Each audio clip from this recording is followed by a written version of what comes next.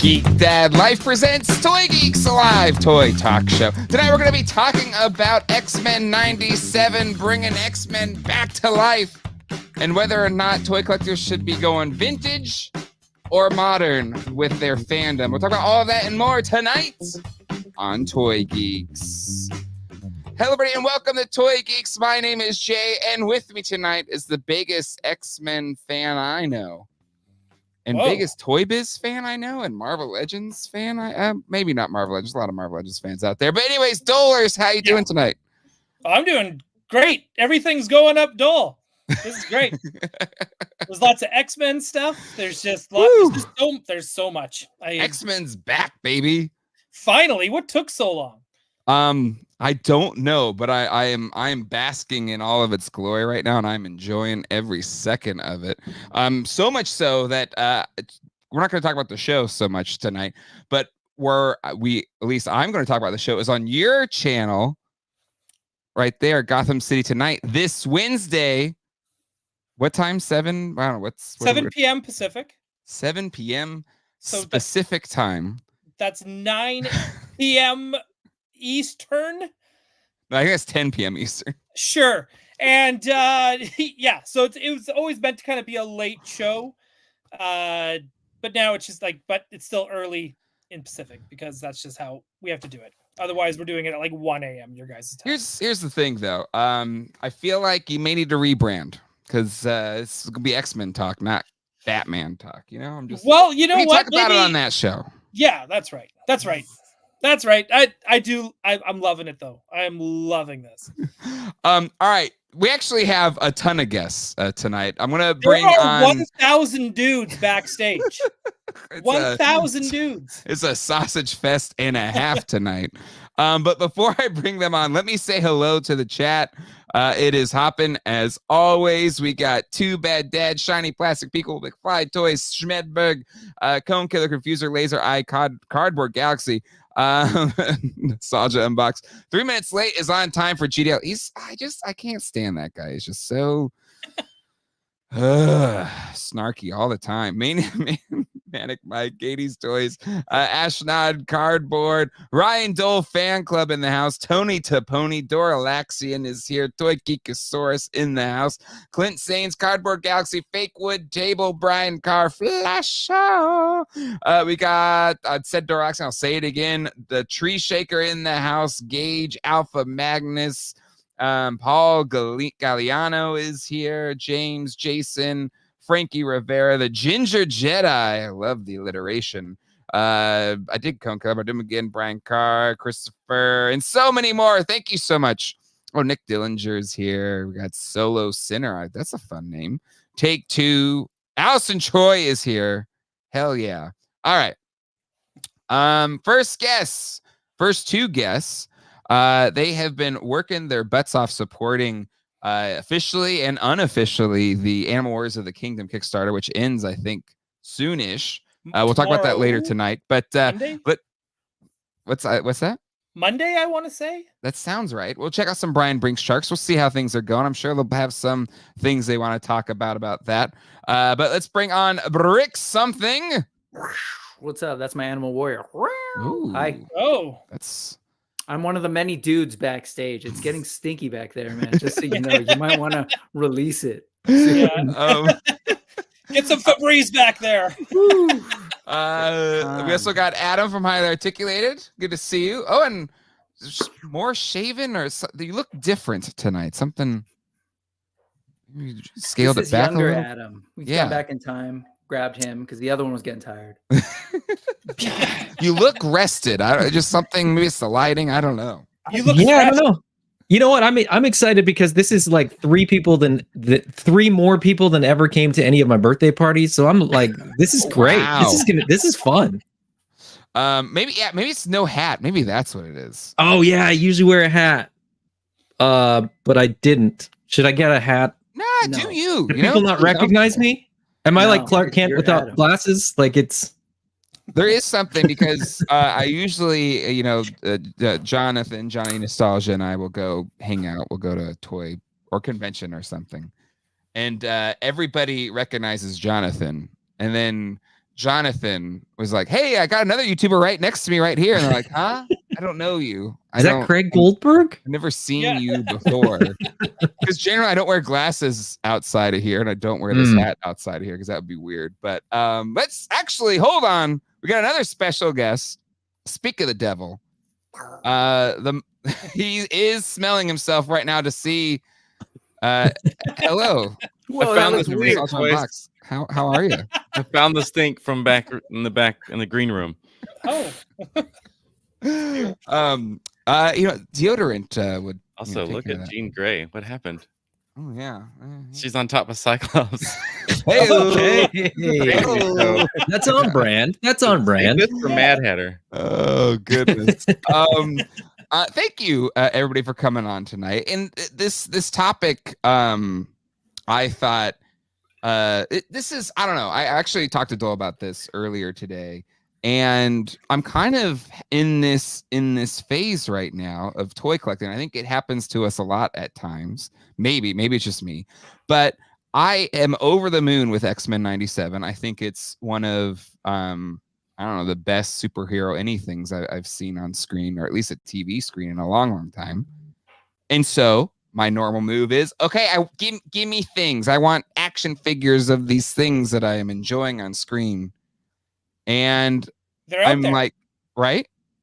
But I've bought some of the new kids stuff. I've got some of the Legends. I have a set and all that stuff. But I'm like, but there's a lot of good vintage. Should I just go back into vintage because it's pretty cheap? Or should I go out and now find all those X-Men 97 Marvel Legends that I missed and spend however much money it is on that? So I'm going to ask this esteemed panel here. Dolers, I'm going to go to you first. Where do you side on this thing? You're a Toy Biz fan, but you're also a Legends influencer, as self-proclaimed. True, I am. I decide what gets made when it comes to Marvel Legends. That's not true, by the way. That is not true.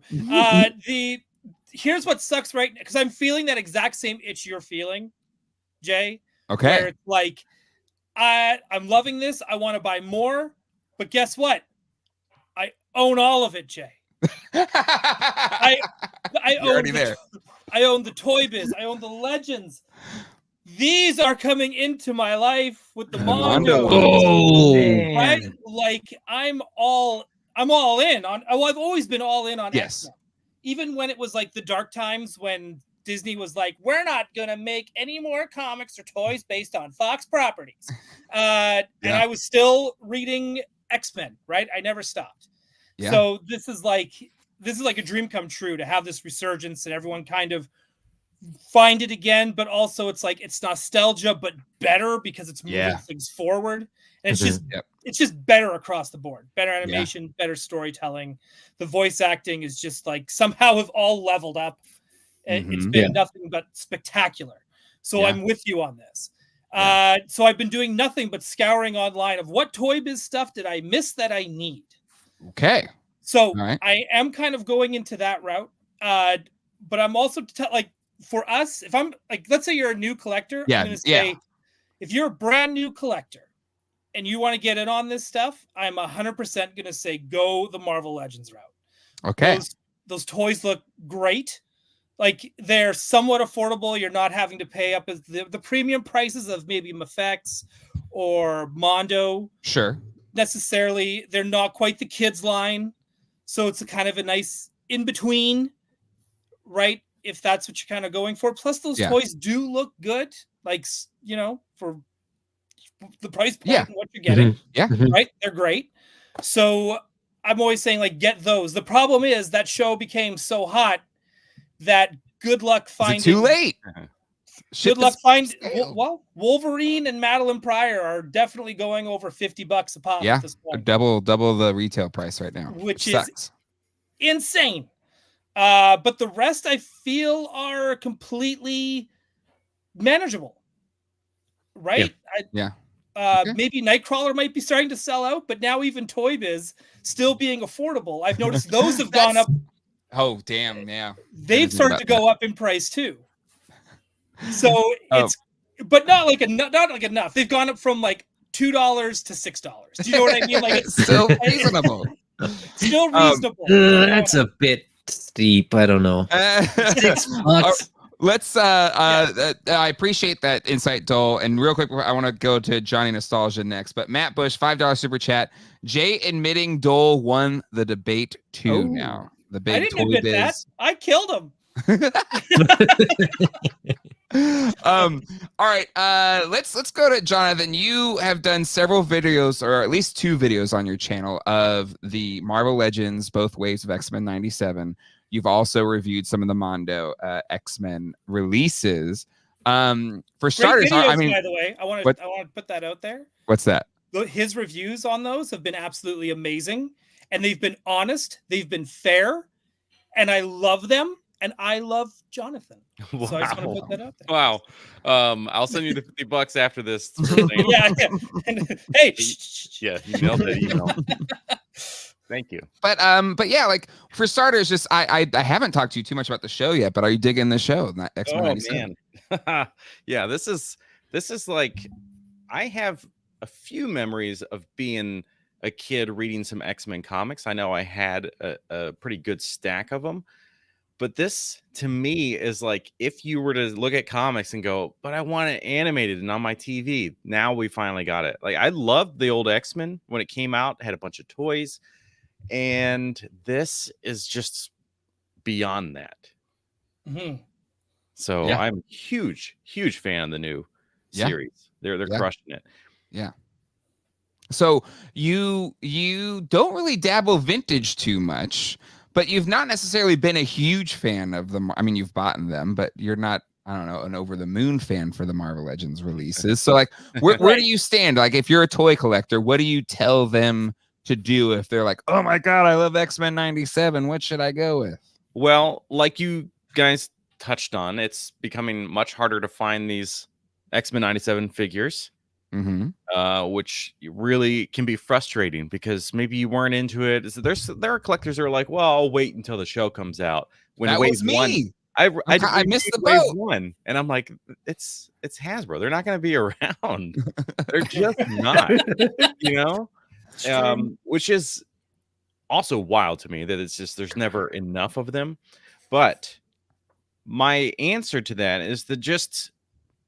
I mean, it's tough because if you feel that inside of you, you're an all-in collector, like, well, I got to get all of them now.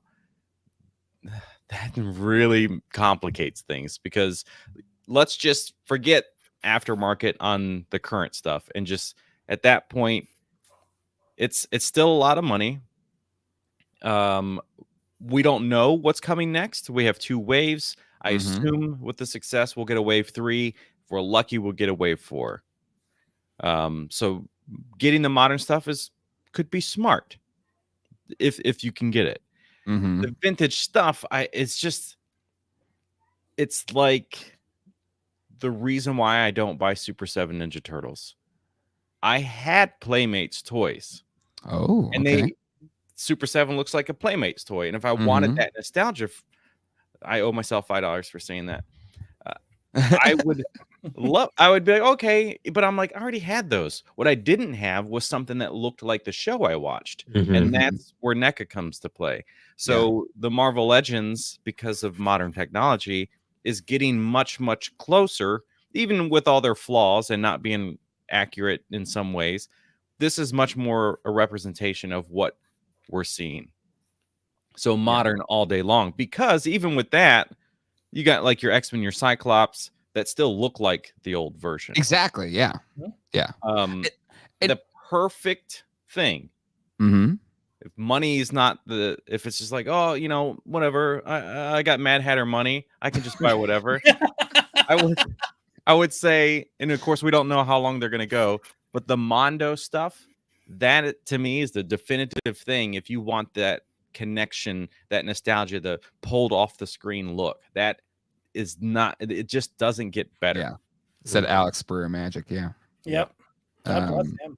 No, hey, hang on. I just want to add to that too. Even with Mondo now, and I'm going to take 25% of the credit for this. The Rogue sold out during the last week's Gotham City Tonight when we were doing the review of it, because we always go when we push Mondo because I'm a shill, and one of my hosts also works for Mondo, and it is Alex Brewer, the sculptor.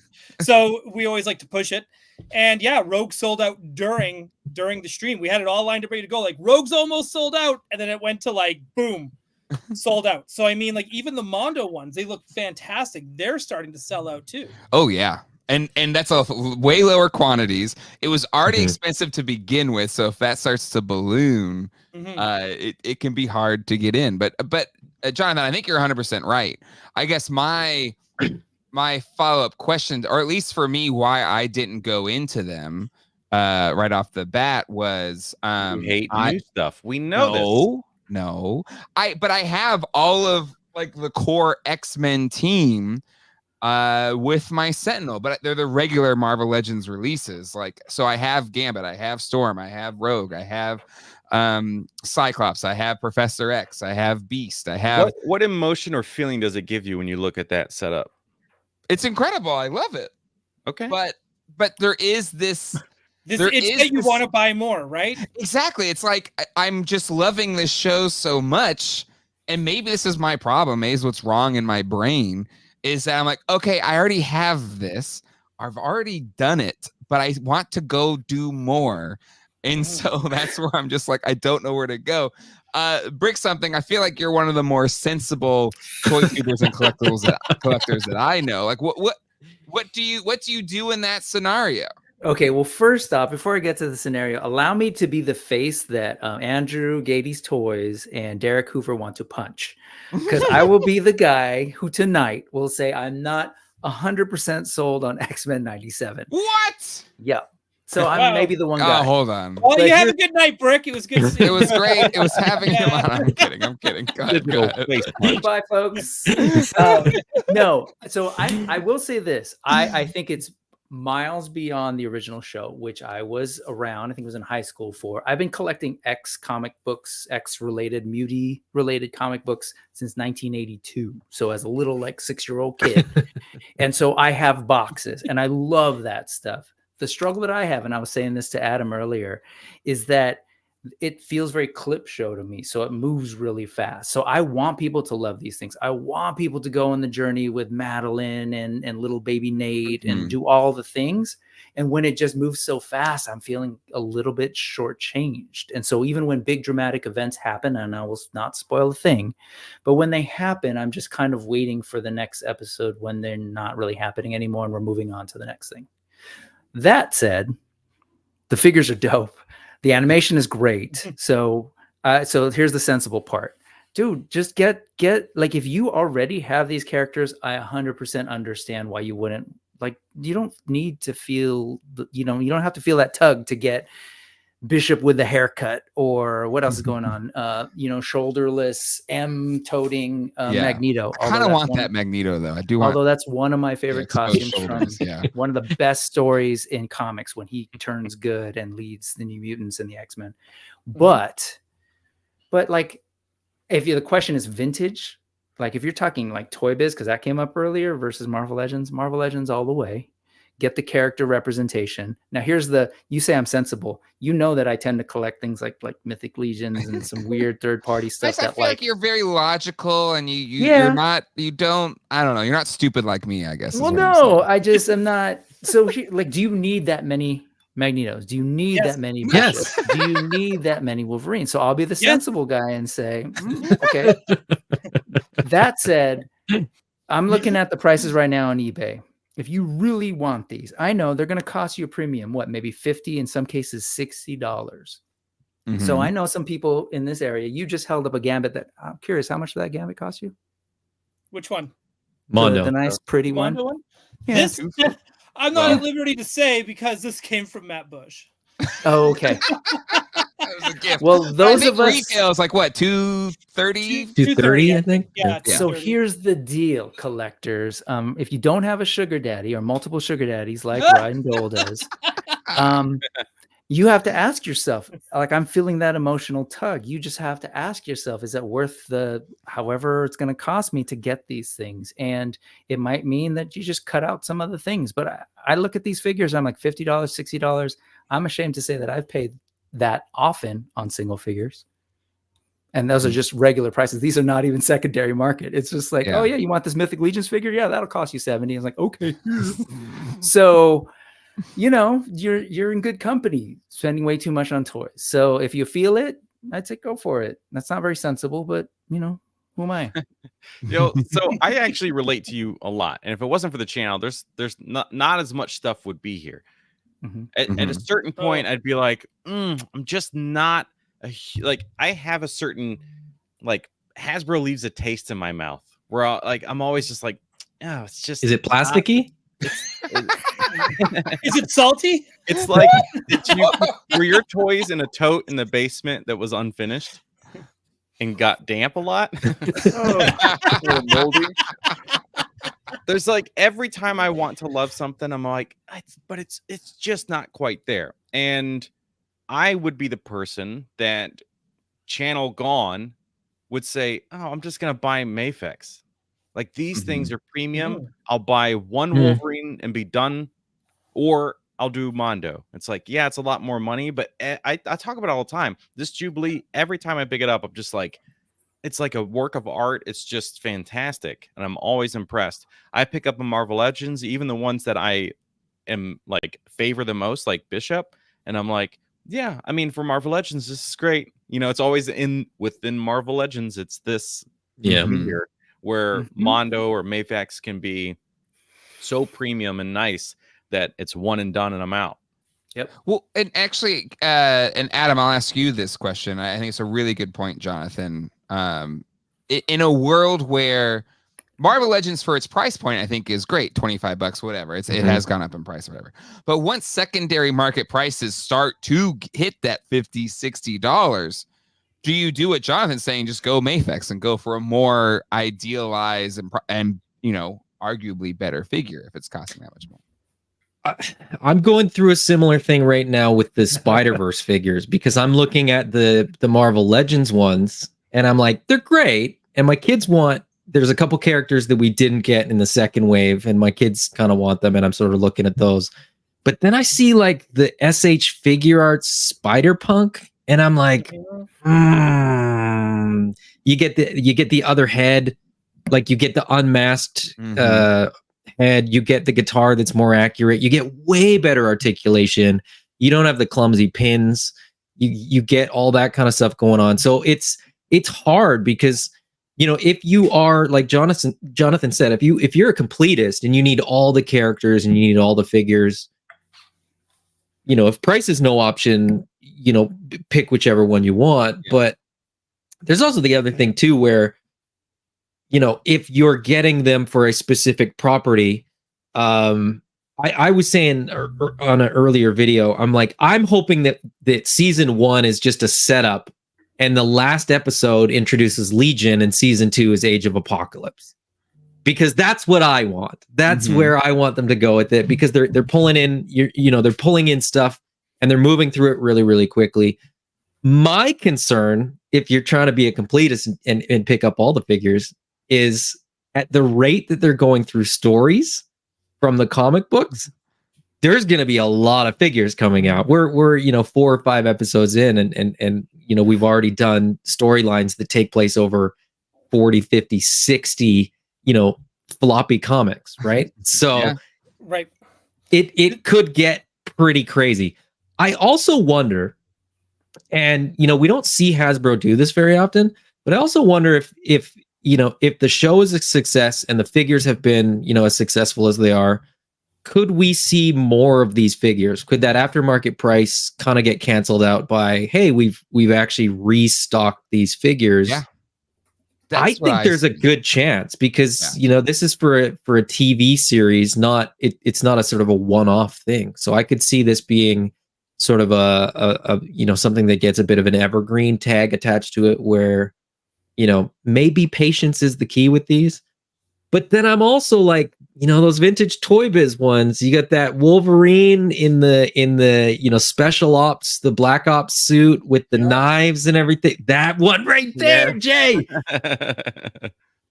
Man, yeah, look at that. And I need that. I need that one. $6.99, baby. Dang it. I need that one. I had that guy. Everybody had this guy. Everybody Yeah. had every toy It base. was so good. They were so good. I don't know. The answer is I don't know. I mean, it's collect what you like, buy what you want. But yeah, I mean, I've got all the you can't even see the actual X-Men are one shelf higher. I got the blue and yellow team up there. But I got like 3 Gambits. I got like 2 or 3 Cyclops. I got like 37 Wolverines. So there is part of me that. Isn't it awesome having all that? I love having all of that. Yeah, but it also makes me second guess, like when a new one comes out, I'm like, I'm a little more hesitant now than I was, a couple years ago buying all that stuff. But then there's also there's also other cool stuff like, Dole, you're getting Mondo because you're sort of connected to the Mondo people a little bit more. Jonathan, you love Mondo. I mean, if I could afford and fit Mondo in my collection, I probably would. But I'm looking at like the Nightcrawler. Wait, you have 25 Wolverines. You can afford one. Exactly.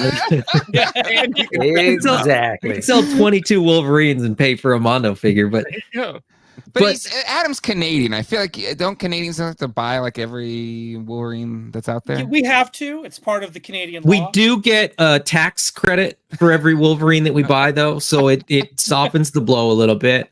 Other characters, same way. The Alpha Flight box set is given to you at birth. Okay, so that's a birthright thing in Canada. Yeah. Okay. So There's your there's certain Department things H that, tattoo. Yeah. But I'm looking at the Nightcrawler because Dan Immune? Dan Death Metal Dan, no, I can't remember his last name. Stop throwing names at me. Dan, who is also a sculptor for Animal Warriors of the Kingdom, did a lot of the parts on that. So I love Nightcrawler. Mitchell. Have other versions of Nightcrawler, but now I need to get that version for that reason. So there's so many reasons to buy more toys, and they're all good. They're all valid reasons. Yeah, that's fair. Buy more toys. Listen, that's Dole's policy. Dole, it seemed like you wanted to say something. I want to give you the floor. You were going to reply. You just said Nightcrawler, and I'll buy every Nightcrawler. Yeah. Same. What is that? That means nothing coming from me. I'm the guy that buys every Wolverine. I buy like if there's a Canadian that comes out, I get it. Plus, I get every Nightcrawler. I get all of. I'm a psycho. But even like when Adam was saying too, like for when I bought the Dolverine Logan Wolverine from Mondo, like I actually skipped out on a couple waves of Legends to play Terrence Chicken just to make sure I wasn't spending over my budget or my limit.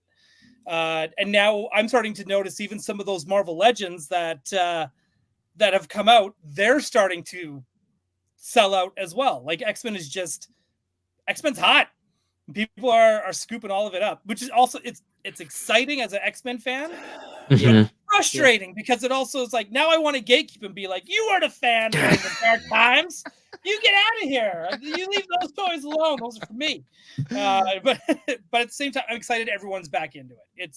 And again, if you can't find the toys, buy some comics. The comics scratch that itch. Yeah, real talk. I think that's the age that we're in, right? Where we know that the mutants are on the rise in the MCU. We've already gotten teases of that, and clearly, like every tease in the MCU for the mutants coming back has been X-Men 90s cartoon related, whether it was a little musical cue in Ms. Marvel or the Marvels. We actually saw some of that, spoiler alert, for a movie that's been out for a while. And then even in the Mother's Day movie, Doctor Strange, Multiverse of Madness. There's a little cue in there, Yeah. And so like clearly this show is perfect for this time. And I'm glad that they cleaned up the animation. I'm glad that I like the storytelling much better than the original. I feel like it's intentional for it to be a clip show. It's perfect because this is giving you everything before we're going to get the version in the MCU. So well, I don't know storylines. Sorry, Rick, to cut you off there, but I think there was some storylines that they didn't want to miss out on. Such as like Goblin Queen, all that kind of stuff. I think all of that kind of got like that's gonna put this whole entire storyline that took like a year to tell. We're gonna tell it in one episode just so that it's out there and it exists. I think they have a bigger plan, but they also didn't want to miss out on anything that they would never eventually get to. And at that time as well, I think there was no season 2 that was greenlit. And I think that's another thing too. So I think now knowing that there's 2 and 3, they're probably going to maybe drag things out a little more. Maybe. Interesting. Yeah, that's a good point. And something that I guess, and again, Doel, we can probably talk about this on Gotham City Tonight or Comic Book City Tonight on Wednesday, is, you know, the exit of the showrunner and like where does it go from here, et cetera, et cetera, et cetera. Yeah, I am curious to see where it goes for season 2. I want to put a poll in the chat. I want to hear from you all in the chat. What X-Men 90? What I probably should have worded that better, but what an X-Men 97 fan should buy. So your options are Marvel Legends, Mondo, Mafex / Figure Arts, or Vintage Toy Biz. I do want to share where I think I am right now. If I could, let it out. I did pass on X-Men 97 when I saw it on shelves because, and I think Jonathan, I talked to you about this when you bought them and you did a very good video review of them. Listening. Probably, which is that's usually how that goes when we're talking to each other.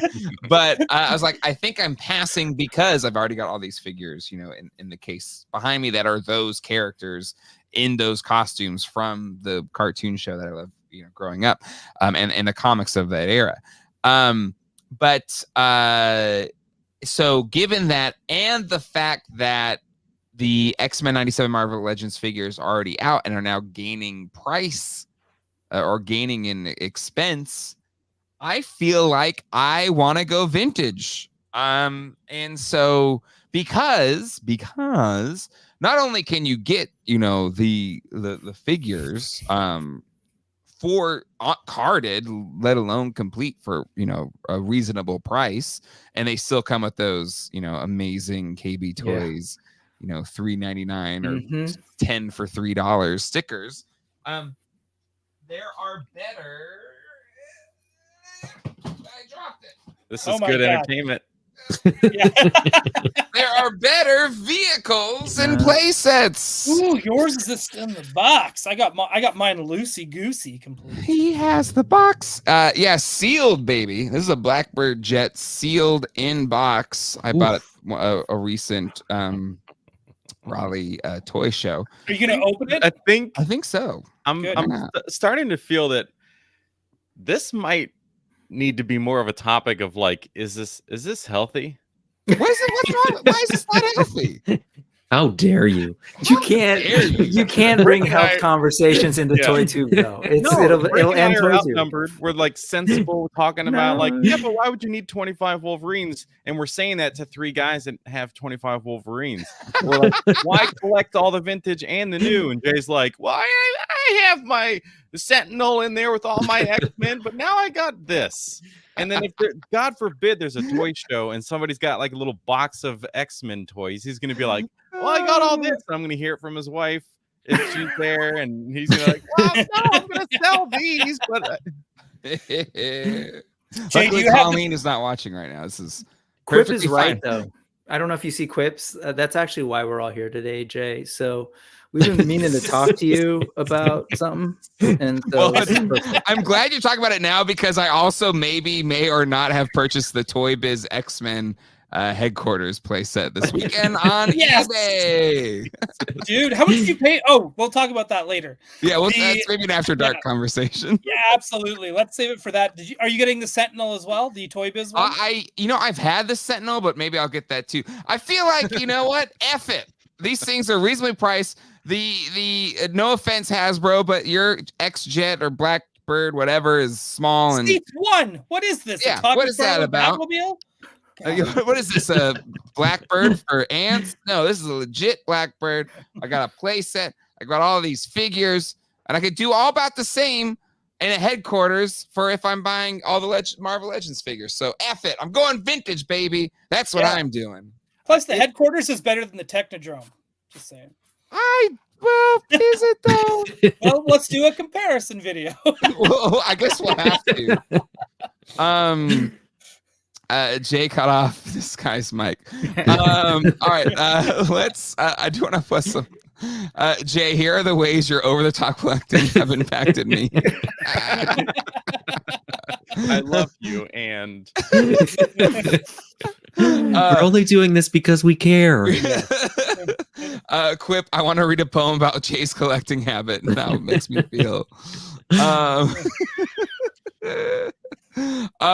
But also Brian Carr put in a $5 super chat. Great panel post tonight with the excessive acclaim of X-Men 97. Any chance for Spider-Man 98? I think lots of people would love that. Thoughts about that? Anybody want to take first pass? Dole. So this is something that we brought up on Gotham City tonight, that there's a very good chance that this will lead into that.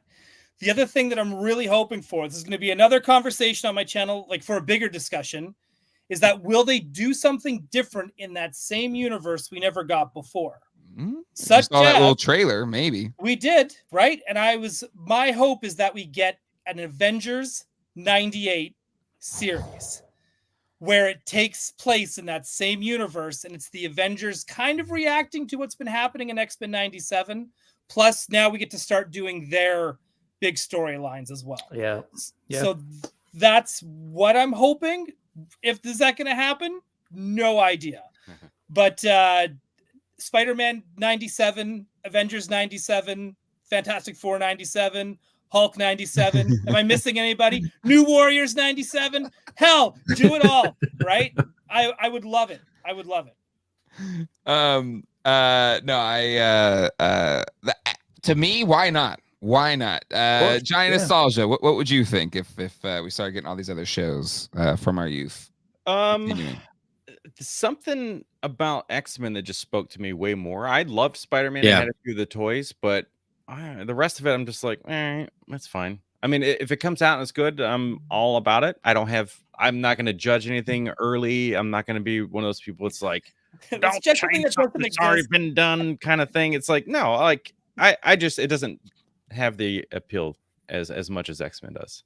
Yeah, I kind of sit in that camp. Like, I loved X-Men animated series and Batman the animated series. I didn't really dabble too much into Spider-Man or any of the other Marvel ones, if I'm being completely honest, because I do think there's something about X-Men, and it is a soap opera, and so that aspect of it, but also just the theme of X-Men, and what it taps into emotionally, and even I think something that has been really cool is, so I was watching it by myself until this past week's episode, and I was like, and Colleen was doing her own thing, and I, as the episode was going on, I was like, oh my God, like, it was just so insane and moving that I was like, Colleen, I'm sorry, we're gonna rewatch this whole thing because I don't want to do this by myself anymore. And the boys actually wanted to watch as well, and they are now watching the original X-Men series because this thing that series has been so incredible. But they hadn't watched it before. No. We started watching the first movie. It was on TV, but we had to go somewhere else. We had something to do. So they kind of understood the concepts, but anyway, they're I don't know, we're a house of X-Men people right now, which is really exciting. But House of X, I mean, there it is. It's right there. That's coming next episode. Oh, and then man. Age of Apocalypse, the episode after, and then Onslaught. We need Onslaught. Onslaught. Yeah, I'll just say that if the question was, can we get a Spider-Man 97 or 98? The answer is yes, and the way we get it is exactly this, right? It's just like if people are willing to punch me in the face because I say something bad about X-Men 98, nobody's punching you in the face. Basically, Disney is like, ooh, what else can we do? So yeah, this is exactly what you do. You watch the show, you sign up for Disney Plus, you clamor and pay $60 for the Marvel Legends version, and you wait for their next release versions of them. You buy every single one, and they will gladly give you everything 97 and keep going. And I actually think it's smart because right now there's this weird thing with Marvel, man, where it's like, oh, MCU, we hate it, we don't like it. I want this version of Marvel from this particular year that I loved it. Or you try and do what is it, the Engines of Vengeance, and people are like, where's my original, where's my Johnny, where's this Ghost Rider? And so they have to figure out ways to appease a broad range of fans. And I think this could be the way to to get in some of the more comic book folks and do those quick versions of those stories that they love by doing an Avengers, a New Warriors, everything 97, 98, while still having the MCU. And like with the whole multiverse thing, like there's all sorts of ways where it can come together. Just like, and the thing is, that's what makes me laugh about all the like frustration and, you know, about like, oh, they're not making my XYZ figure, is that like, I grew up with comics, and like, I could take a comic book, read it, it'll change artists, and all of a sudden like, oh, this is kind of weird and different, but I'm still in it. Right. Yeah. And then I wasn't mad at the kid who liked Avengers. I wasn't mad at the kid who read Incredible Hulk. I was just like, that's cool. But so all that to say is like, they probably will, and they should give us these other cartoon versions. It'll be cool. Agreed. My only, like, I do, so I am firmly in the camp that loves X-Men 97. I want it to be said. I'm not like this person to the right of me. But careful. I was saying this earlier.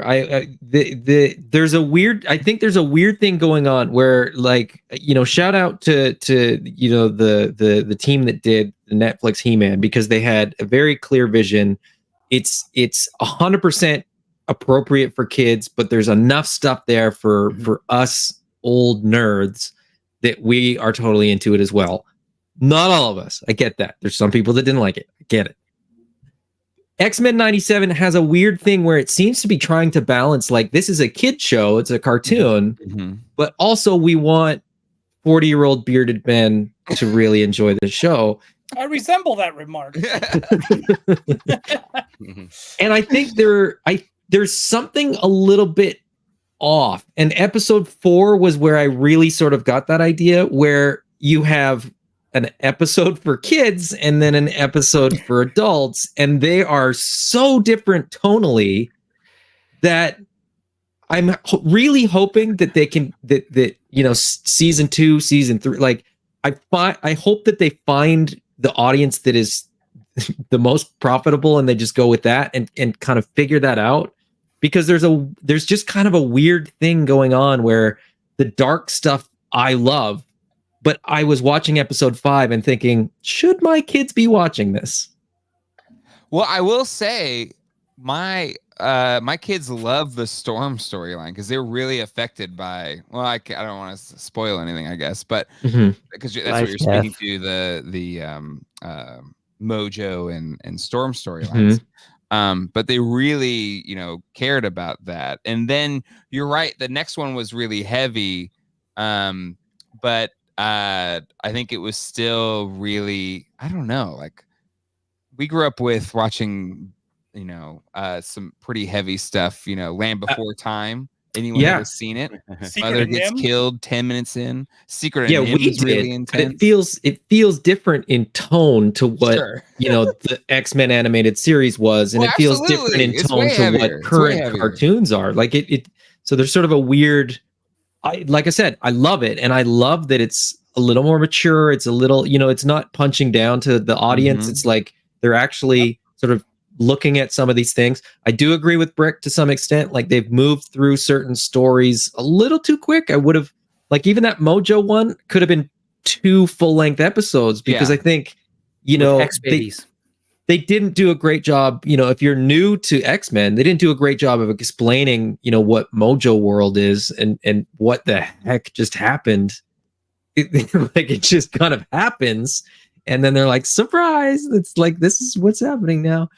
So I think they are kind of, but I think they're setting up for something is the other thing. I think they're sort of getting to something, or at least I hope so. So I'm going to sort of gauge some of those a little more objectively when the season ends. So some of my criticisms are sort of like, you know, I'm putting a pin in some of them, because it's like, this could fix itself. This could sort of work itself out in the end. It feels like you hate X-Men 97. I just feel like that's exactly what I'm hearing. I'm glad you're there with me. You made to shift the attention from the intervention. I enjoy the X-Men 97 far more than the pimple faced turtles. I'll say that much. You had Hector and Peter. They were very diplomatic about what they were saying about those turtles. Big time. But I also think from their perspective too, it's like they've been in that boat where something gets rendered, put out. Yeah, oh and yeah, then it's just like, 100%. Yeah, F all of you, you haven't even seen it. I agree. I think I even commented after that live. You did. You put a comment on there. Yeah. Like, they nailed it. This is we don't know. So many people judge stuff like this in this collector space. In the same way, I'm hoping those figures are way better in hand than they look in those. And if they're not, whatever. You got the old ones. And I just don't buy them. Whatever. I move on with my life. Yeah, absolutely. Yep.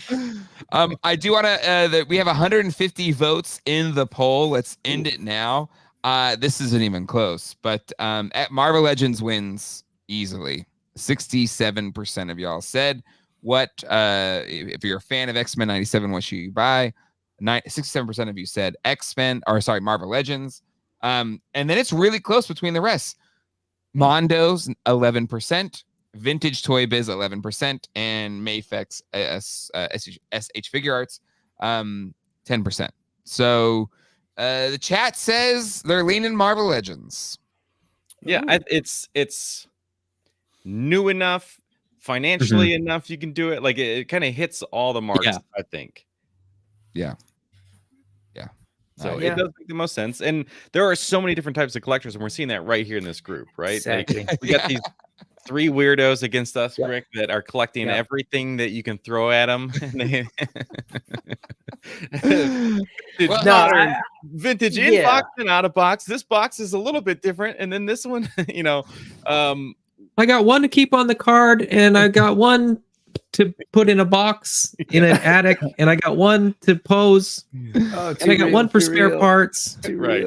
And it's just, there are very different types of people, and I think all of these things are kind of they just hit people a little bit different. I don't know. I'd really like to see how many people that are all in on vintage stuff still buy new stuff. Is there like a group of people that are just like, oh, I buy vintage and new. I'm both. Right. Yeah, But is there a group that's like, out of all the people that buy vintage, what's the percentage of those people that are buying new as well? I'd be curious to know. I think at the end of the day, like I guess the only right answer is that it's all fair game. I mean, it's exactly right that there are lots of different types of collectors. And, we are living in a world where you can make a list like that and be like, oh yeah, you could go vintage with the Toy Biz. You could do a Mayfex. You could do a Mondo. Like, we can make that list now because all of that stuff is here. You can make that list now because Disney's making an X-Men cartoon riffing off something that took place in the 90s and did a direct sequel. Like, this is a crazy time.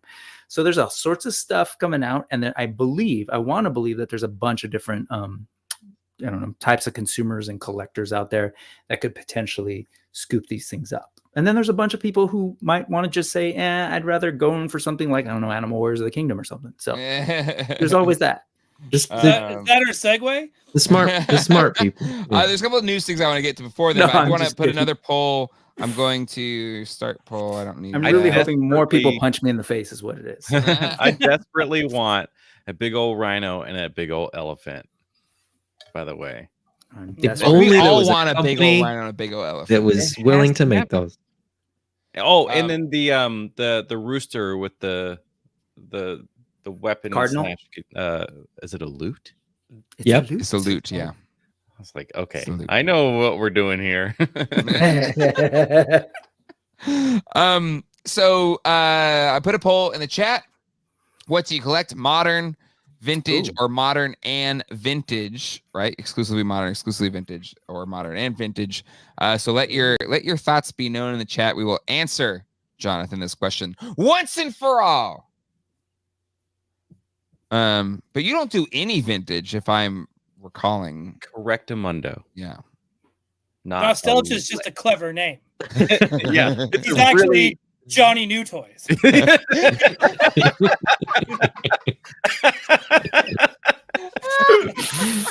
No, he's working through it. It's unboxed. He's unpacking. Yeah, he's unpacking. It's really just there's all these subtle things that once you clip out every 3 minutes of every video, you'll find there's like, it's really me unboxing my pains and my emotions. Yeah.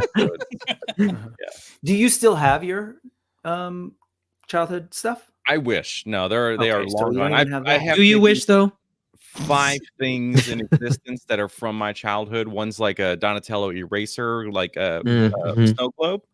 One is a metal Predator figure. And then a Mario where he's like on one leg shooting a fireball, and the fireball's like attached to him, and it's kind of like a waxy plastic. I don't know where it came from, but yeah, it's very slim pickings, unfortunately. I'm in the same boat. I have like literally like probably that number of sort of toys from my childhood too. I have a Lion-O. I have a Mumra. I'm like looking at them to tell you what they are. I have that like what did they call it? The super articulated Spider-Man, the Toy Biz one that had like ankle hinges, and I was like, this is incredible. You look at it now and you're like, this is a piece of garbage. Yeah. But it was it was revolutionary. Exactly. It was crazy. And I have like an Optimus Prime, but like I sold so much of that stuff, when I thought I was too good for toys. Yeah.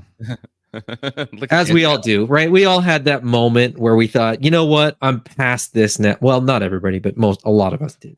Well, not all of us can be Doel where he used to have a lot of your. Yeah, that's part of it. My parents were like, you need to get this shit out of my house. Throw it away. Well, my parents still have, like, my mom still has toys from when she was, like, she has her Barbie from when she was like a kid, right? Like, she hangs on to shit. This is her fault, right? 100%. So you come by it honestly, is what you're saying. You come by it honestly, and it's not your fault that you have to have all the Wolverines. How about you? How about you, Brick? Any childhood survivors? Anything? I am the California version of Doel, actually. So I thought that we didn't have a lot of it because it was in my brother's storage. He's 5 years older than me. He's had it all, and I thought for some reason in my brain that he'd started selling stuff off. And just last year, he told me, he's like, no, I still have it. I can tell you the 5 items that I've sold. So we have a healthy G.I. Joe collection, a healthy Kenner Star Wars collection, a bunch of stuff in his storage. And that's part of the plan for this summer is to go through that and sort of see what state things are in. But so it's there, but it's been out of mind for like however long. So he's down in Southern California. I'm up here in Northern California. And so, yeah, I don't have any of it on hand, but it exists. So that's cool. I have some childhood survivors. I don't have all of them, but I have some of them. I've rebought a lot of stuff. We have a special guest just jumped into there you go into the intervention. This video, and I have to plus them in. He's going by the name of Johnny Nostalgia. Any guesses? Let's welcome Mad Hatter. Mad Hatter Reviews. He has thoughts. I'm guessing if you need to jump in. What's going on, my friend? Can we just stop? Can we just? I don't want to curse, okay? But can we just stop asking Johnny, hey, do you collect vintage or this and that? And just acknowledge that he started collecting toys basically a year and 3 months ago. Like, I'm sick of this facade that we all got to play. I don't know how many times we got to ask this guy this question, okay? Let's just acknowledge. Look, I'm even willing to say that Johnny is maybe like a wonderkind of the toy review space, okay? So, because I don't know where he came from, all right? He shows up. I think he's like, when he first, I get introduced to him, I'm like, who is this pest? I give him some time magnanimously because I'm kind of a generous guy. And now he's got like 30K subscribers. I think, Jay, if we add up all our subscribers, Johnny still beats us. So like, I don't know if he's playing. I don't know what kind of game he's playing, but I am sick of this whole, hey man, do you collect vintage? A year and a half ago. Of course not. He bought his first toy then. I don't even know where this guy came from. I'm over this. So I just want to be honest. I'm here to inject some truth and some honesty into this conversation. Okay. I understand we gotta plug AWOC. Okay. I love those guys. I love the line, but I just want to set things straight because this guy's getting out of hand. Right.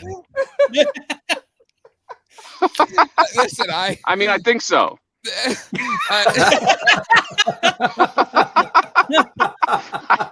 Come on, man. All the conviction went out the window. Didn't we just sell like 100,000 like scalp wars? Yeah. I did, but yeah, but I feel like I earned it. I feel like I spent all my life in this game. I guarantee Johnny's making like $3K a month on like just ads, YouTube ads. Okay, I'm not even close to that, and I've been doing this my whole life. So I'll acknowledge that he's the better video maker, but I'm not gonna let him take the mantle of like, oh man, you're kind of one of us, vintage toys, this and that. A year and 3 months ago, February of 2023, Johnny Nostalgia bought his first toy. Can we just all admit this freaking guy, man? I don't know. Jonathan, You're putting too much truth into the comments of poser that I would get on my videos. any response to anti-Johnny Nostalgia's? Did we just walk into the debate number 3? Yeah, we did. Yes, this is a debate, impromptu debate right here. By the way, Johnny, you thought that you were my Venom. I'm your Venom. Okay, you are the Peter Parker. You're Peter Parker, and I'm your Venom, and I'm always gonna follow you everywhere you go. I'll follow you onto every stream. Okay, that's just how I roll. Good time, actually. I'm your Eddie Brock, baby. People don't like when we're friends. They don't. No, they don't. Came in hot. You're giving people what they want. I did, because you know what? I wasn't gonna come in, but I'm hearing like, first of all, hey, X-Men. Yeah, I remember X-Men. Okay, cool. So already I'm biting my knuck. I'm like, yeah, does he remember X-Men? You know what I mean? And then, oh yeah, Toy Biz. I remember Toy Biz. And then finally, the last thing where Jay asks you, like, what are you more a vintage guy? And he basically purses his lips, like, more modern. Yeah, of course. We know. Yeah. Whatever information I can get out of Chat GPT, I use that for these. How does he have so many subscribers? How?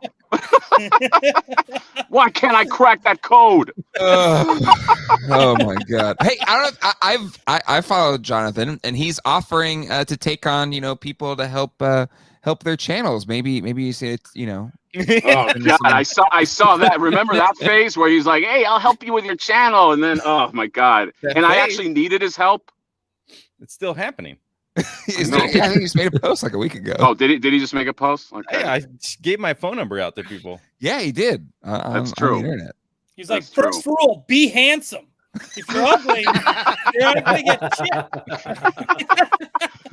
Wait a minute, don't I pass that rule? Oh, okay. You're very handsome. Everybody here is handsome. You're all beautiful.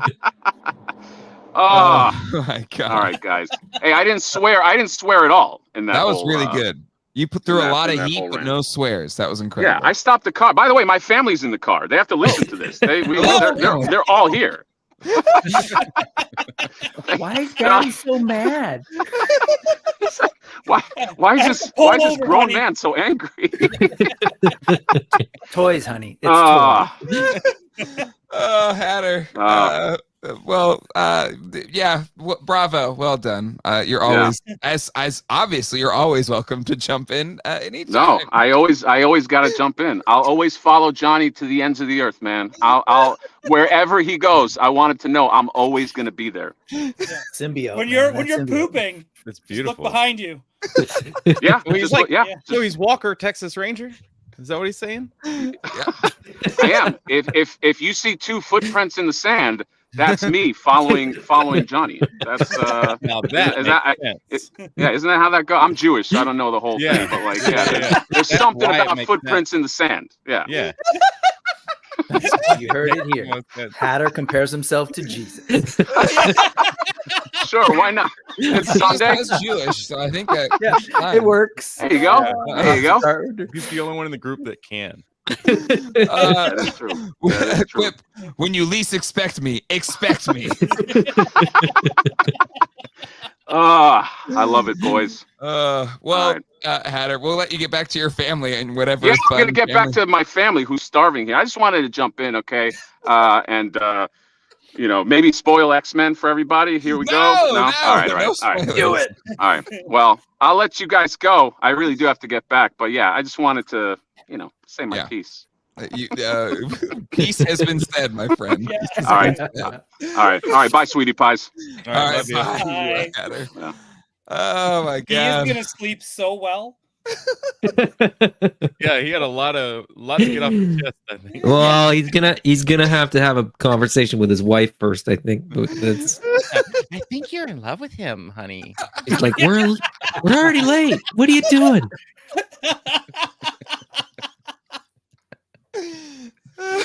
You're gonna leave me for him. Right, I will hold on. say, okay, to that, so I've been so busy with Animal Warriors of the Kingdom, and we can go back to whatever. We've talked about Animal Warriors of the Kingdom so much that I'm like overwhelmed. But there was a moment early in the Kickstarter where my wife walked into my office and she goes, "I set you free. You can be with Jason and Brick. I come back to me when it's done." Like literally that. She was like, "You don't, we'll be here when you come back." Like, I felt so guilty. I Like thank you're- you publicly. Like you just went to space. Oh, I felt terrible. But Oh she my was God. right. She was right. It's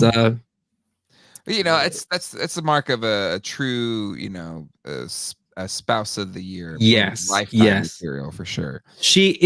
can we have a new Jeffries Award for Spouse of the Year? And Yeah. can Sure. I nominate my wife? Absolutely. I think any significant other that allows us to do That has a toy collector as a It's- partner. Yeah. Colleen helps. Yeah, Colleen, she helps website stuff, but she hates this, but she still Right. allows this to happen. Right. Mhm. And that's She hates that, but is still willing to help you with the website yeah, I know. and show up in the chat. Yeah, she's She incredible. likes that extra money that comes in from the right. In fairness, actually, most of this money doesn't go to her. So just for the, Yeah. Whoa. for this. Well, But- then obviously Jay's good at something else. no,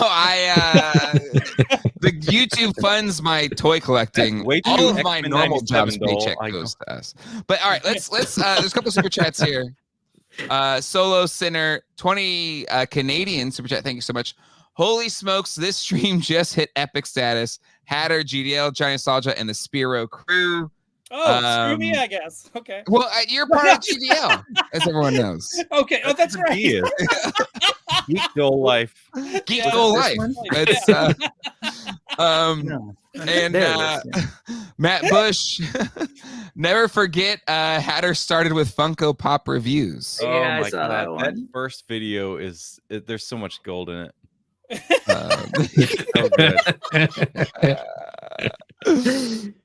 Who is popping in next? Attack Peter, Craig? I don't know. I Maybe I don't seem to know, make a group chat with all my Toy Tour friends and just put the StreamYard link in there and just see what happens. Dude, I don't know. you should do that. It'll just be like a roulette. That's the one time nobody can join though. What's that? The day you do that, you just Yeah. you create a group Oh, chat. You man, say we're hello, busy. everybody's in there, and then nobody joins. Uh, Prank of the year. Anyway, let's check in on the your question, Jonathan. It's in the poll on who collects vintage, who collects modern, who we got Dan, you want me to send you a link real quick? You want to jump in real fast? So what do you collect? Modern and vintage, or just vintage? 50% of you said you only collect modern. And then 47% of you said modern and vintage, and only 1% said vintage only. Wow. And that was maybe a misclick. Wait, can you run those numbers again? That Sure. doesn't add up, does it? What do you well, there's probably some points something Oh, yeah, in yeah. there, right, that could equal the difference. But yeah, 50% of you said you only collect modern, 47% modern and vintage, and then 1% said vintage only. Which that kind of makes sense because we talk about modern stuff so much on this channel. There's probably not Yeah. vintage only people here. There's a lot more vintage talk on After Dark. Yes, After Dark we get very vintage. And I mean, modern It's is darker, what's it gets in- smokier, it Yeah, gets so, yeah. it's Yeah. musky, it gets musky in there. That's- Man. no. That's what After Dark needs. I need like to start smoking, so it has that kind of smoky lounge kind of effect. You need a vintage sommelier. Ooh, yeah. $2 super chat from Dartherian. We love Dole at GDL8, the Ocho. Oh, thank you, Darth Vader. I think that the 2% missing in that 100%. I think they punctured, they chatted their dimpled their chads or whatever. What was the hanging chads? The 2% are the hanging chads. Oh my So that made God. it up to Canada too, huh? No, Oh yeah, we love to laugh at that kind of stuff. no problem. We're Oh, yeah, it's easy for you to laugh. Those damn Chads set this country back over many years. Anyways, moving on. We're not a political channel Yet. Yes, just hang on. God. That's Deep Dive GDL. Politics coming up. GDL9? Yeah, GDL9 politics only. Oh God, no, I can't. 24-hour news stream. Yeah, exactly. No thanks. No thanks. No chewing. Always dimple your chads.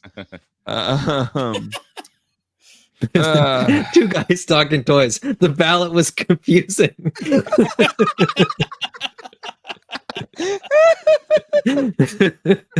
It doesn't surprise me that is mostly modern. I mean, that's what's available. That's the whole point of like It's having true. a It's mass true. market line, right? Yeah, 100%. Quip, I love this. Hey, don't come here disrespecting hanging chads. Only we get to laugh at ourselves. That's a hanging chode.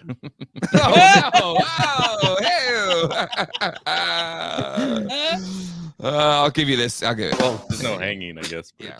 All right. Chad. Look at tagging. Chad Stewart. Chad. I do like to hang though. Oh, right. Oh, gentlemen. I did have other news to talk about, but whatever. This night's gotten away from me. Let's just real quick, I guess. McFarlane's doing crowdfunds, so that's a thing. Any thoughts on him joining the crowdfund? Not his first. Huh? It's not his first. It's not his first. What was his first? I don't Yeah, know he his did first. that Spawn. Spawn. He did Spawn right. last year or 2 years ago. Yeah, That I made guess. everybody happy. Everyone was completely pleased. with This the way one that got that screwed went. up too, right? Yeah, the Spawn did is what I'm talking about. I don't know. Okay, about but this one. then What's going on with didn't this one? mess up too? This pre-order or whatever. Probably.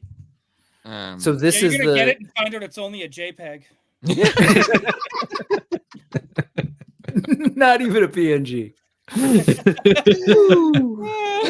Yeah.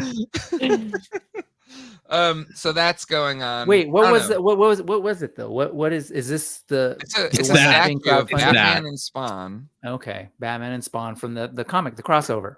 Yeah, Yeah. and it's a statue, so that's Yeah. cool. It is I don't kind know. of cool because you don't see crossover merch. True. So this is kind of cool. But is it? I mean, is it crossover merch? He has both IPs. Yeah, but you don't see like Is a Marvel and product. DC doing a statue together. No. Right? That's And true. Spawn is technically Image. Right? So yeah, there it is. It wasn't clear. You're right. You're right, Dan. Forgive me. Yeah. Um, But I think this is cool to see that something like this exists. But I would much more prefer like it's Marvel $500 versus though. DC, Like, like- I don't know. yeah, no thanks. Well, that's because they have to pay for both. Well, Todd doesn't have like I don't know how much the Batman IP costs for something like this. It's They would probably be like, hey, if you want to make money, we need to make money. And like just like when you buy a crossover comic book, it's like twice as much. Yeah. Right. And this is going to be the same deal. So if we ever wanted like Amalgam Legends would probably be $60 a pop. Yeah. Yeah, but does it have gripping feet? Nice. Well, articulated jaws. Alternate. I will say that Articulated obviously eyes. Does it come with alternate heads? Yeah. this is for somebody, so that's cool. And I'm actually kind of curious to see how it sells, especially after that Mhm. first Spawn, because I know that a lot of folks, felt a little bit like that things were switched from what was originally offered, right? So we'll see if he's still in the good graces of the Spawn fans, and like I think it's cool. I agree with Dole that it's cool that something like this exists. I'm wondering if the market's hot for it. So we'll see. Yeah. I don't know. Then there's always that question of like, these are companies who, you know, are established and have the capital, yada, yada, yada. Why are they crowdfunding? So I don't know. I get people's concerns about that, but like we don't have a ton of Spawn toys yet. They're coming back. So maybe this is their way of trying to bring it back. So I don't know. How big is this thing? 110 scale. So they're like 7-inch. Like their figures. Yeah, it's the same scale as the scale that they're currently making action figures in. And that's what I'm kind of confused by. Like, it's a limited release. There's only so many of them being made. It's 110 scale. Like, they're doing statues, they're doing action figures. Like, I'm not, you know, as somebody that is involved in a Kickstarter, I'm somewhat confused by this approach for this. Right? Yeah, you'd think you would just be like, here's It's sold out in half a day. Yeah. Yeah. Is there a run? It says 500. limited. 500 of them. Yeah, there's 500. That like it's sold out. That makes more sense. It's a crowdfund and it's sold out. It's not a crowdfund. It's a pre-sale. Well, I don't know. Maybe they weren't sure if it was going to sell. Makes sense. It's just sort of a weird way to format the pre-sale for a limited edition statue. Mm-hmm. Like, did he just like the name? Like, he just liked the idea of a crowdfund. He was like, we're gonna do a crowdfund, but it's not really. Maybe a crowdfund. they had to have 500, so it was like they didn't want to like risk not selling 500, so they just said, is that so that's the draw. Like, set it up as a crowdfund and say that it's limited, and then it's, I don't know. Like, you could just say it's there's only 500, so get it early. Yeah, I think wouldn't that have the same limit effect on there? You have enough of these fans that are going to buy it. 500 of them. Oh, people that are on the on the fence about it are going to lock in. People that are die hard. I mean, obviously, there's die hard people that sold that fast. True. Trevor. Yeah, but plus, I mean, there's 500 of them, right? So I can imagine, the hardcore fans knowing that this is going to be worth something because there's only so many of them and getting it. So, but to me, I do think, and you all, even on the Spiro side, have talked about this, where one of the reasons you do crowdfunding is the marketing of it all, right? Like, get it out there and all that kind of stuff. And that's clearly why Hasbro does it, Mattel does it, whatever, right? Because it gives you a certain amount of time where you're putting your brand out there, and you're, you know, not only selling things, but you have people talking about this thing over a period of time. Brian Brinks does these amazing charts, et cetera, et cetera, et cetera. Yep. But here, like, what marketing gain are you getting from this? It's already sold out. Like, there's no building up excitement or anything. It's just done. Yeah, you're not going to sell another 500 now because it's like, it doesn't. It's just odd, but strangely on brand for McFarlane. It's odd, but it's on Todd. Yeah. Brand Todd. It's odd, but Todd. Anyway. So this is maybe it's just, we don't want to forget that we're doing crowdfunding things. They didn't really have something, and it was like, let's just put something in there that reminds people, because in a year we're going to do this other thing. We just had to kind of fill it. I never even read the crossover, so I don't know if it's cool, but did they spend any time talking about each other's capes? Like, who's got the cooler one, or is that part of, from what I remember? Okay, because they should have. They should have, yeah. I love that crossover. It was like, it was one of those, like, the 90s were full of those, like it was a one shot, but it was not quite trade paperback thick. It was like, 60 pages or something. I love that comic book. Yeah. Batman Grendel. That's all I'll say. Nice. Good call on that one. Jace says, Todd seems to constantly try to apply comic book logic to action figures / statues. Sometimes it makes sense, others not. Zach, a double entendre. Ooh, I like that.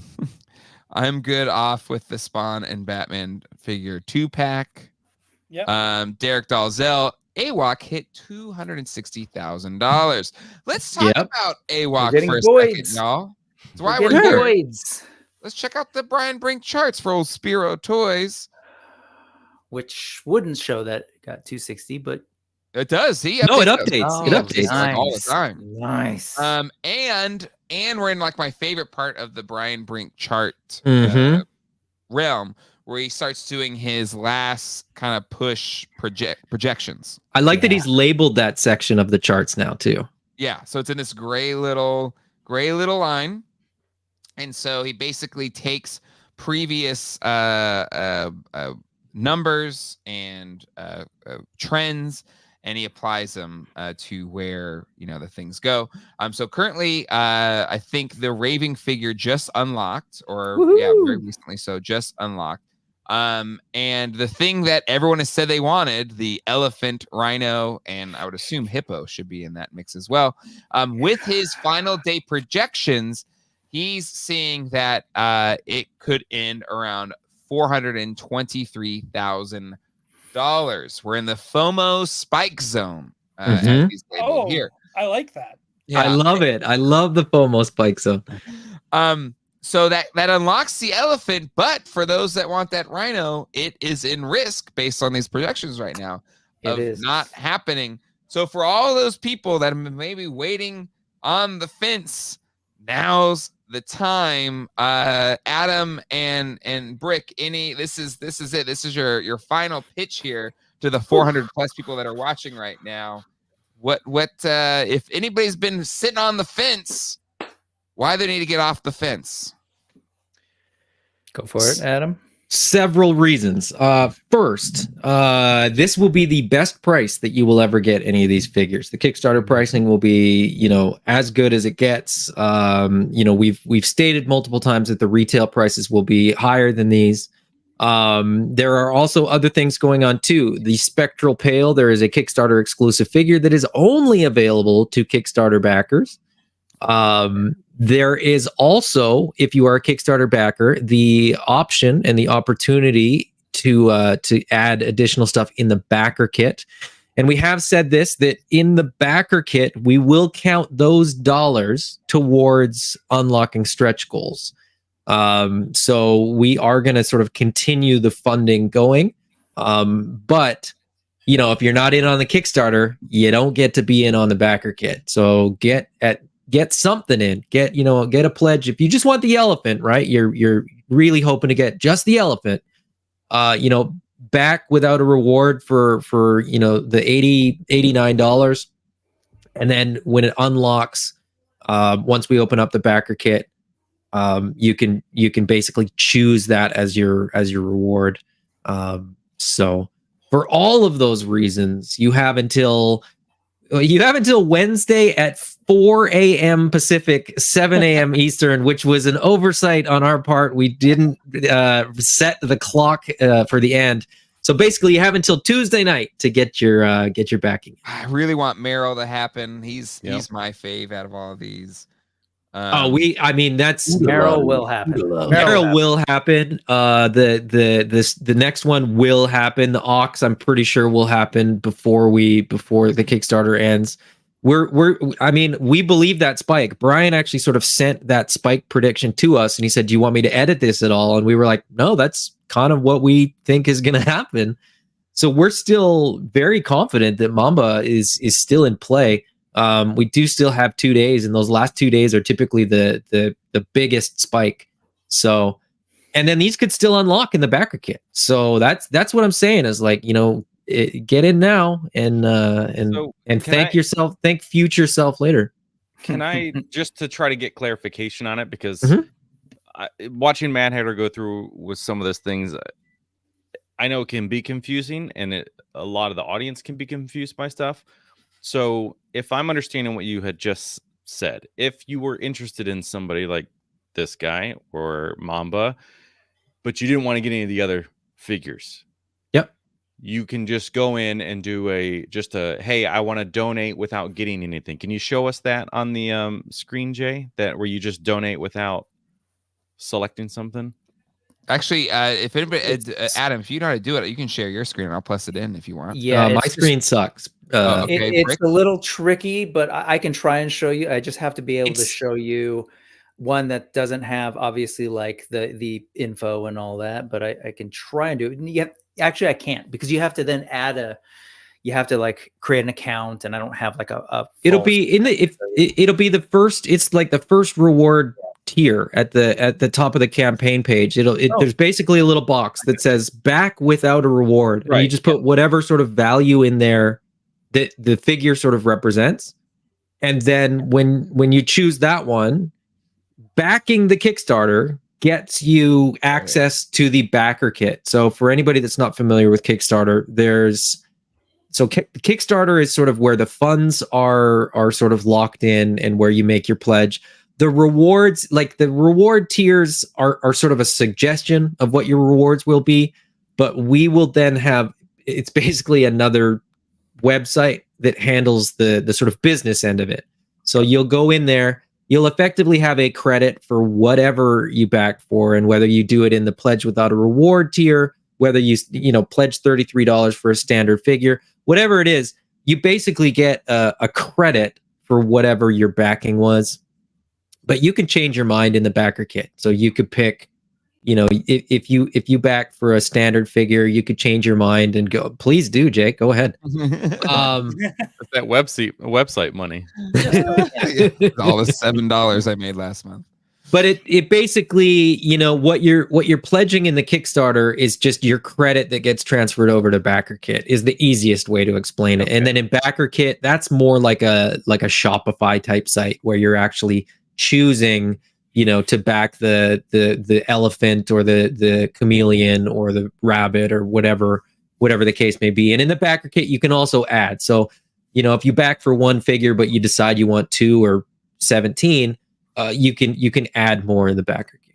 So by pledging in some way, whether it's just a dollar amount or selecting a figure, once you've done that, essentially, when this is closed come Wednesday, the backer kit, is that what you called it? That's essentially like a private shopping experience for anybody, right? So it's like it's not open to the public anymore. It's just correct. Hey, you decided you wanted to fund us, so welcome to the store, and you can just walk around and select what you want. Welcome to the tribe. Welcome to the club. Yeah, it's like Costco. It's basically like Costco. You can't get in unless you've bought a membership. If I can just quickly, just to make sure that we're all on the same page, though. So if you do that and you put in essentially $89 for that Mamba, to be clear, if we don't actually hit the threshold and unlock it, Mamba isn't unlocked. So I don't want anyone to think that you're like, oh, guaranteed. Yes, what that we're is absolutely talking about is, so this is the tricky thing about real crowdfunding. Sorry, Todd McFarlane.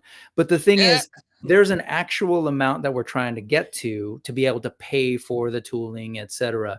If we don't hit that, obviously, like, it doesn't make sense for the company to go in and try and do it. Now, here's the issue, though, is that when people hold off and they're like, well, I'm going to wait for everybody. And there's like, just say there's a bunch of people out there who want Mamba, but they don't know the thing that Adam's explaining, that they could go in and kind of like represent the interest in this thing. That number stays here. If more people put in the $89, that gets us closer to that $410,000. Now, if for some reason you're like, I only want Mamba and I want that now, I don't want any of this other stuff, I get it. You're going to be watching till Wednesday, like 5 a.m. my time, 4:58 a.m. And you're going to like, oh man, we're not approaching it. We're like this is not going to happen, but we're at 265,000. It's so far away. And you don't want to be charged that $89, and you don't see any value in these amazing toys and other cool stuff that I want to talk about after this less fun stuff. Then yeah, you might want to pull back and cancel. But here's the thing. If we're like close, if we're like at 395,000, 400,000, what happens is it goes into that private shopping experience, as Johnny's pointed out. And people will start to say, well, this is what I really want. And based on what's happened in the past, people have about 40 some days to do that.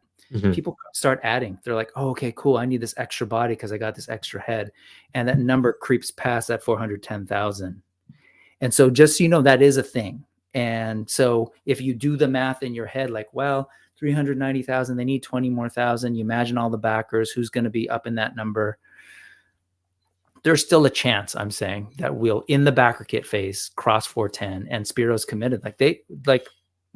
all of these things, everything you're seeing, the 7 brand new bucks that people are trying to infuse into this line, like those are all things that Spiro will do. The question is, are we doing it now? And setting up the factories to be ready to do that and over the next course of 2 years and locking it in so that they actually are made? Or are we going to have to wait a couple years? So, well, I think I do want to officially use this button real quick. So you're telling me there's a chance? Yes. And then, Jonathan, go ahead. Oh, I don't know that I had anything else, but Oh, I thought you were saying something. Sorry. maybe I was, but I got interrupted by Jim Carrey, my hero, As one all does. time, Canadian man. Mhm. But no, I thank you both for explaining that. I just wanted to clarify because I know sometimes when you're like deep into the thing and you could say something and it sounds clear to you. And I just seen the stuff with Mad Hatter and his people backing him, just having a lot of questions. So like, yeah, just trying to clarify that because I really do love these things. And things like this guy, Merrill, it just has to happen. So I think this one's obviously going to happen. It's so close already. On that, yeah, that note, Jay, is it possible could I show some like maybe Please, I do have some things? questions though that I want to bring in for y'all before you get to that though. Cool. Quip, that's a rad option. Is there a minimum amount to get access to the backer club? So if they put $1 in, do they still get access to backer club? The minimum is $1. Okay. You have Great. to spend that $1 on something, or you just donated $1, which obviously is fine. $1. Yeah, but that's yeah, easy. just It's- meaning We're toy that, like, collectors. If you if don't have you're buying $1, you toy- should not be a toy collector. Yeah. Let's be honest. Well, you know, maybe you $1, get stuff for free. Jay. $1. Listen, I'm not. There's no judgment here. All I know is it seems a lot easier to navigate than Kofi or whatever the heck that is that you use. Oh, John. you It's like- shut your mouth. And then Alpha Magnus, do the backer kit prices reflect the Kickstarter prices? That's a very good question. So the backer kit will actually have kind of 2 phases. The first phase will be that members only club, and that will reflect the Kickstarter prices. So the backer kit prices will be those sort of lower prices that we're doing for the Kickstarter. Then after the sort of first wave of the backer kit closes, which is the Kickstarter backers getting their rewards and things like that, we will open it up as sort of a general pre-order. But then that will be retail pricing for everything. Okay. All right. And then Brick, you want to share some pics? Yeah, just some to give you a sense. Like if you're not, I know we've been here before, but Animal Warriors of the Kingdom is a dope line. It's like it's new.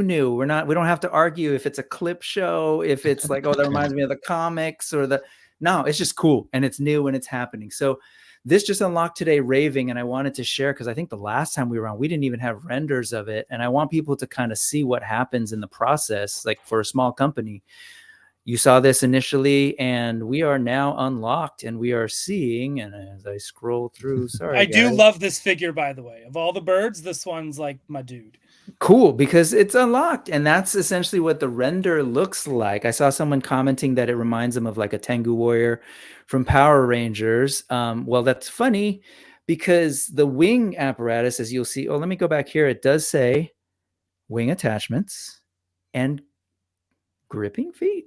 Ooh, So- look at that. So there's no wings on this. That's because, and here's the alt head, if you want to sort of see that. That's what the alternative head Oh, will look that's so like. sick. Packed So in. cool. Yeah. Don't got to buy it separately. It's just in there. But you can kind of see there's part of a wing here, but not one up here. That's because if we look at it from the back, you've got attachments on the back of the triceps and on the back of the forearms, very much like the Tengu Warrior, Power Rangers Lightning Collection figure, and the Marvel Legends classic comic book Falcon. Yeah. Yep. Tons of weapon storage. And then if you take a look at the talons, they're just so cool. Yep. I absolutely love the way those are sculpted. And then imagine if you had the feet that could also grab weapons What? with the same perch. articulation, or perch with the same Mhm. articulation, so that full on rocker. Like that's what I especially love about this line is the way these things move. And now they're going to be doing all that with pinless joints too. So like that's where all this money is going. And this morning we were on a stream with Toy Connections, and Jason's like, I need to excuse. excuse myself. And he was excusing himself because he was in the midst of like painting this guy up. So he printed him out, and this is kind of what you're seeing is that figure in progress. Hey, Brick. Did you see the latest picture that he sent us? Yeah, that'll come. I can get that as well. But you heard this about that. I think this is cool too. I really do think we're so close. We're unlocking that buck. Basically, So- Yokai Customs like, you got any of them condoms back there? You got any more condom pics? Not yet. But soon, perhaps soon. What I do also, I want to show like all the cool stuff. I know like we've got a lot of different types of collectors that watch Toy Geeks. And so some folks like animals in the form of Ninja Turtles. And this guy, we talked about him last time. We didn't get to show the concept of the alt heads, but you can actually see the sculpts of those alternate heads. So every figure now has 2 heads. So you've got the standard kind of stoic blue steel, and then you've got the smirky version, and articulated ears, like fully articulated ears on these things too. So, And- Brick, one quick question. I Yeah. backed the Speedster Warriors pack. Does Yep. that mean I get this really cool alternate head? It does mean that you get that really cool alternate head packed in with your kanji figure. It's not something for people to buy separately. It's just a part. This is signaling what Spiro's trying to do now, like really pack in all that quality in the box for $33 on Kickstarter, roughly $38 at retail. So you're going to get 2 heads with every figure. You're going to get about 6 hands, 3 sets of hands, including vertical and horizontal articulated hands, different expressive hands. So yes. And if you like animals, which, like this is to me very much in line with those Ninja Turtle, those kind of vibes. I love this, and I want to see this in plastic. And then somebody else I saw earlier was asking about like this guy and what the alternate heads are, because it doesn't list there. We shared this today. He's got dreadlocks, folks. We've got the alternate head with dreadlocks. Just like the coolest stuff happening in this line. Again, new, pushing the culture forward, something you can enjoy with your kids, all of those things. So yeah. And then I guess before I finally get to that thing, I do want to show you some of the, look at this. Sorry, this floored me when I first saw it. This is the alternate head for Jadu. Just some really cool things happening with this line. And here's Mala, if that's more your speed, if you want more of a Fist of the North Star, cool looking Mad Max Simian woman. There you go. I just want to give folks a taste of like what the toys are actually. So I know right now we haven't unlocked him, but this is what we're going for. That's so ridiculously awesome. Right? Yep. And, we'll have that butterfly, have all that goodness in there. We're talking articulated wings. We're talking articulated trunk. We're talking about tusks that pop out. So maybe we can get some talented customizers to give us all sorts of different versions. We saw this. These are the big goals. Again, if you want to see what he might look like, full body, that's where we're at. Thanos Copter's lobbying for a tramp stamp tattoo on the hippo. So I'm right there with them. I'm pushing for it. I'm lobbying against it. Here's the hippo. And it's always yes to a tramp stamp, personally. Articulate. That's what you say in year 1. Then by year 7, you're like, what? Articulated mouth. So it has to. It's a hippo. Yeah, it's a hippo. Exactly. It has to. Yeah. Exactly. And so that's it. And so Adam's referring to another image, but maybe we can talk while I try and find that image. Yeah, here. You had it. I saw it. You scrolled through it in there. Just let me know once you have it, Brick, and I'll plus it back in if you want. Give me a hint of what you're talking about, Adam. The second painted update. Oh, did you not have that in there? No, but I'm about to. Here we go. I got you. Here we go. Jason started painting it today, so he's still working on it. That's amazing. So yeah, you saw the state of it earlier. That was the 10 a.m. version. Here is the I didn't look at the timestamp version. Boom. First time seen. Can you see that? You can see that. That looks You can see great. that. There's Mhm. Raving. And it's still not done. Not done, but it's going to have the color. And this one is going to be the first Animal Wars of the Kingdom figure with soft goods by Harker Studios, which if you follow that kind of stuff, just amazing quality soft goods. Again, in progress. And this is all done by Jason, the paint masters. That dude truly is like a mad scientist, creative genius. I wish I had that kind of talent. Just to do Yeah, paint me like too. that. Yeah, right. I'm just riding those coattails. That's my plan. I think we still just need the most ruthless bird in the animal kingdom, which is the Canadian goose. I'm working on it. I'm working Right. on it. I hate the Canadian geese. Wish they would all go back to Canada. Yeah. It's summer. They're coming. They're coming. I'm working on the Canadian exclusive wave of the Canada goose, the beaver, and the moose. Yes. But we like Goose, just haven't beavs, and moose. we haven't decided which one's going to be called Doel yet. So that Oh my God. All right. Well, that's it. Go back it right now. Go do the thing. All right. Yes. Put it in. 216. Yeah. Put the link in the chat a few times. Oh, somebody in the chat asked, are the alternate heads a Kickstarter exclusive? No, they're not. So, and to that point, I think Dole said, will I get the alternate head now that it's unlocked? Initially, we were going to do head packs. So the alternate heads, like for each body type, were going to be in a head pack. But we kind of looked at the numbers and we looked at the math of like paying for the packaging and all that kind of stuff. And we were like, you know what? Just pack them in with the figures. If you bought the fox, you're going to get the extra fox head. If you bought the rabbit, you're going to get the extra rabbit head. And it is not a Kickstarter exclusive. That's just sort of something that we're now packing in with the figures as an additional accessory, basically. Dope. So rad. So good. So good. All right. Well, that's about it for today's episode. We've had so many toy tubers in this episode tonight.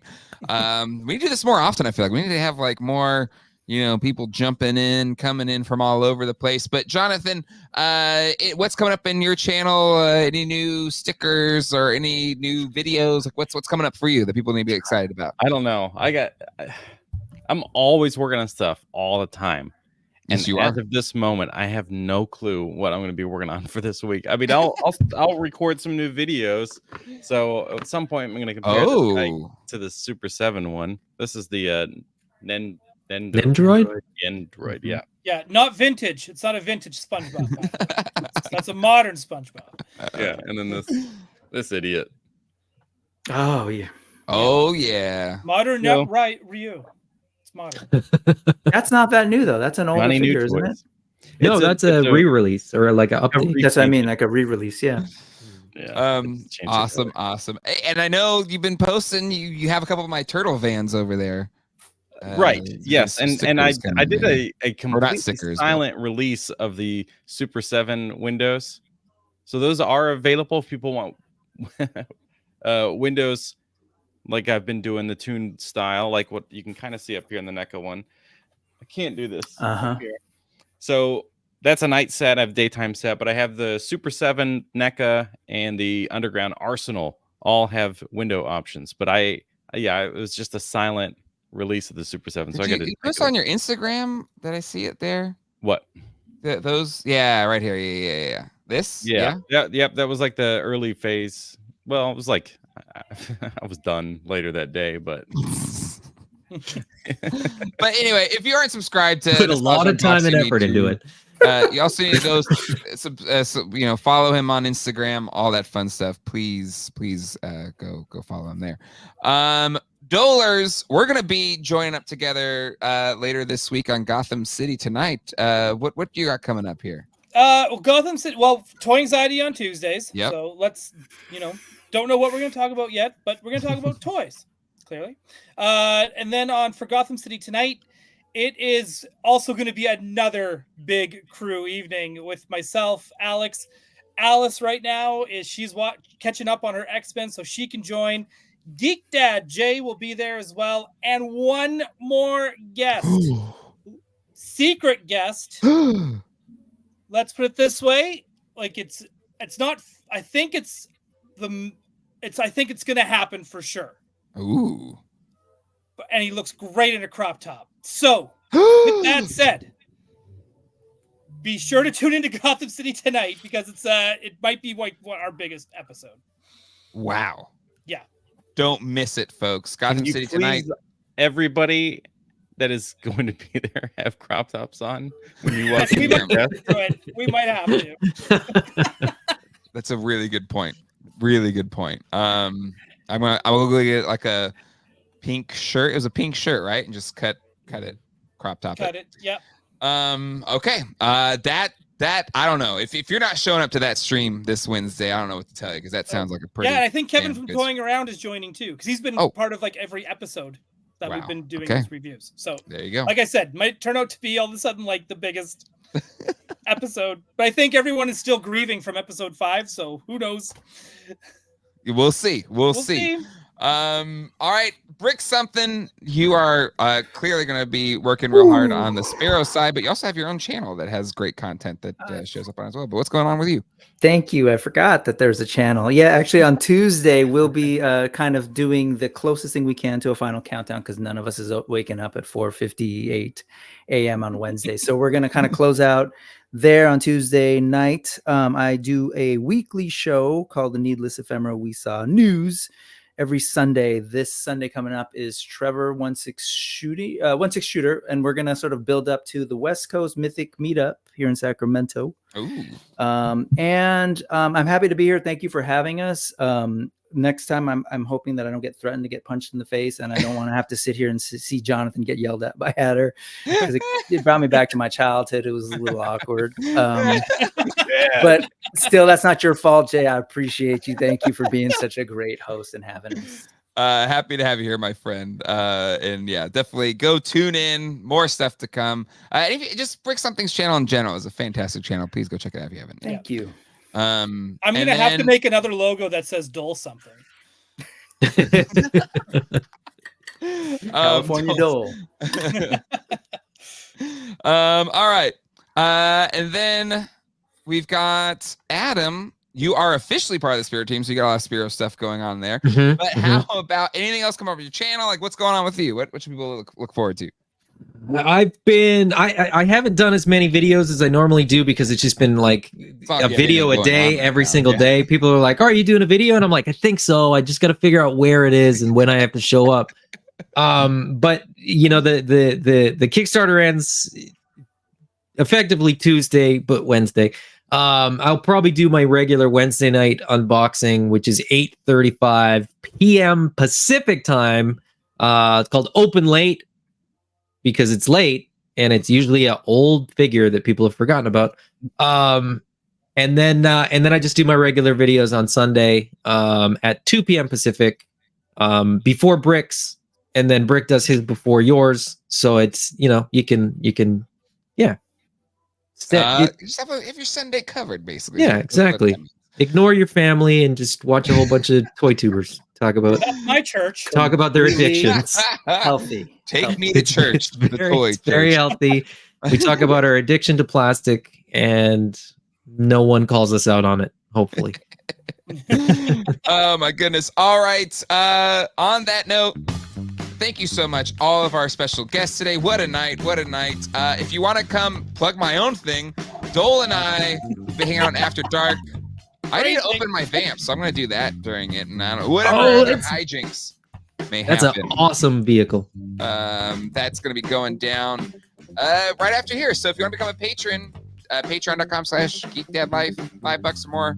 Come hang out. Dole and I are going to have some fun. I'm going to get more drinks too. Anyway, thank you everybody for hanging out. This was just a fun freaking show. Thank you so much in the chat. What a good time. We'll see you all next time. Hasta luego. And goodbye. Take care, everybody. That's goodbye in Spanish.